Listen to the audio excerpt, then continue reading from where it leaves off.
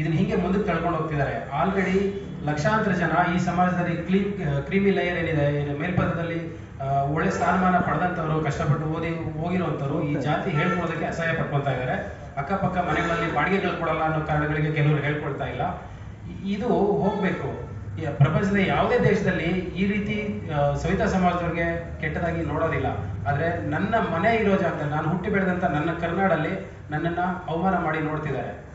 ದುಡ್ಡು ಎಲ್ಲರೂ ದುಡಿತಾರೆ, ಆದರೆ ಗೌರವ ಏನು ಕೆಟ್ಟ ಕೆಲಸ ಮಾಡದೆ ಅಗೌರವದಿಂದ ತಲೆ ಬಗ್ಸುವಂಥ ಒಂದು ಇದಿದೆಯಲ್ಲ, ಅದು ನೋವಿನ ಸಂಗತಿ. ಯಾರಿಗೂ ಹೇಳ್ಕೊಳಕ್ಕಾಗಲ್ಲ. ನಾಳೆ ನನ್ನ ತಂದೆಗಾಗಿದ್ದು ನನಗೂ ಆಗಿದೆ, ನನ್ನ ಮಗನಿಗೂ ಆಗುತ್ತೆ.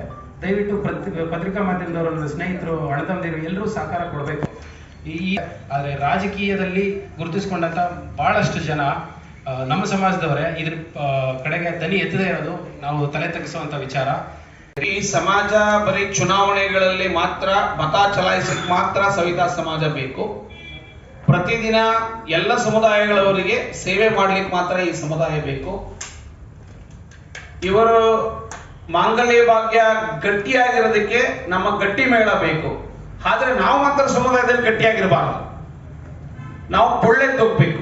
ಯಾವ ರೀತಿ ಇದು? ನಾವು ಗಟ್ಟಿಯಾಗಿರ್ಬೇಕು ಅಂದ್ರೆ, ನಮ್ಮ ಸಮುದಾಯವನ್ನ ಮೇಲಕ್ಕೆ ತರಬೇಕು ಅಂದ್ರೆ ಸರ್ಕಾರಕ್ಕೆ ನಾವೇನು ಪ್ರತಿದಿನ ಅರ್ಜಿ ಹಾಕೊಡ್ತಾ ಇಲ್ಲ. ರಾಜಕಾರಣಿಗಳೇ, ಮಂತ್ರಿ ಮಹೋದಯರೇ, ಈ ಸವಿತಾ ಸಮಾಜವನ್ನ ಕೈ ಹಿಡ್ಕೊಂಡು ನಡೆಸ್ರಿ ಅಂತ ನಾವು ಯಾವತ್ತೂ ನಿಮ್ಮನ್ನು ಕೇಳ್ಕೊಂಡಿಲ್ಲ. ಆದರೆ ಈ ಸಮಾಜವನ್ನ ತುಚ್ಛವಾಗಿ ಮಾತಾಡ್ತಿರುವವರ ಬಗ್ಗೆ ಒಂದು ಕಾನೂನನ್ನು ತನ್ನಿ ಅಂತ ಕೇಳ್ಕೊಂಡಿದೀವಿ ಅಷ್ಟೇ. ನಾವು ನಿಮ್ಮ ಮನೆ ಮುಂದೆ ಬಂದು ಎಲ್ಲ ರಾಜಕಾರಣಿಗಳಿಗೂ ನಾನು ಹೇಳೋದಿಷ್ಟೇ, ಭಿಕ್ಷಾ ಪಾತ್ರ ಇಟ್ಕೊಂಡು ನಿಮ್ಮ ಮನೆ ಮುಂದೆ ಬಂದಿಲ್ಲ. ನಾವು ಹಕ್ಕು ಒತ್ತಾಯ ಮಾಡ್ತಾ ಇದ್ದೀವಿ. ಏನಂತ? ನಿಂದನೆ ಮಾಡಬೇಡಿ, ಸರ್ವ ರೀತಿಗೂ ನಮಗೆ ಬಾಳೋದಕ್ಕೆ ಅವಕಾಶ ಮಾಡಿಕೊಡಿ.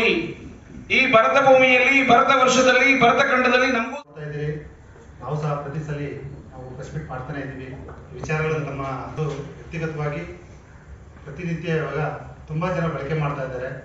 ಅದು ನೋವಾಗ್ತಾ ಇದೆ. ಏನಾಗ್ತದೆ ಅಂದ್ರೆ, ಜನಕ್ಕೂ ಇವಾಗ ನಮ್ಮ ಒಂದು ಅನುಮಾನ ಸ್ಟಾರ್ಟ್ ಆಗ್ತಾ ಇದೆ. ಯಾಕಂದ್ರೆ ಕೆಲವಾರು ಜನಕ್ಕೆ ನಮ್ಮ ಒಂದು ಸವಿತಾ ಸಮಾಜದವ್ರನ್ನ ಮತ್ತೆ ಈ ಕ್ಷೌರಿಕ ವೃತ್ತಿ ಮಾಡುವಂಥವ್ರನ್ನ ಯಾವ ರೀತಿ ಸಂಬೋಧಿಸ್ತಾರೆ ಅಂತೇಳಿ ನಮ್ಮ ಜನಪ್ರತಿನಿಧಿಗಳಿಗೆ ಅರ್ಥ ಆಗ್ತಾ ಇಲ್ವಾ ಅನ್ನೋಂಥದ್ದು ನನಗೆ ಒಂದೆಲ್ಲೋ ಒಂದು ಡೌಟ್ ಆಗ್ತದೆ.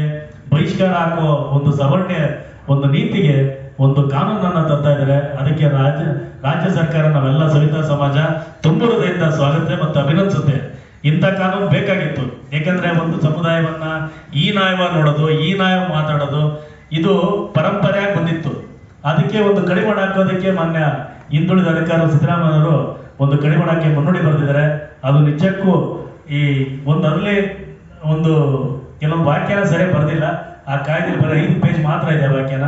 ಆ ವ್ಯಾಖ್ಯಾನ ಇನ್ನೂ ಹಲವಾರು ರೀತಿಯಲ್ಲಿ ವ್ಯಾಖ್ಯಾನ ಬರೆದು ಅದೊಂದು ಕಾನೂನು ತಂದ್ರೆ ನಮ್ಮಂತ ದಳ ಸಮುದಾಯಕ್ಕೆ ಅನುಕೂಲ ಆಗುತ್ತೆ ಅಂತ ಹೇಳಿ